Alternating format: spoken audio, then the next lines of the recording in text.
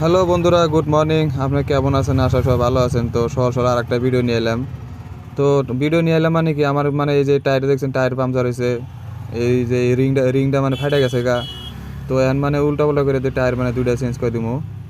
এটা রিং ওটা চেঞ্জ করবো, এটা টায়ার ওটা চেঞ্জ করবো। তো রাতের বেলা মানে ভালো গাড়ি নিয়ে সাইড করে ঘুমাইছিলাম। তো সকালে ওটা দেখি যে মানে টায়ার পাংচার, মাথা টাথা নষ্ট হয়ে গেছে গা আমার।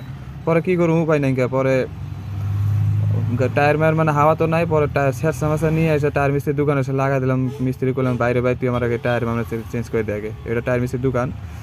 আর ওই যে হিরজা দেখতেছেন, হিরজা তো কাম করুন না, খালি ঘুরে বেড়ায়, খালি এই যে একটা কাম করায় বোধাই চোদা।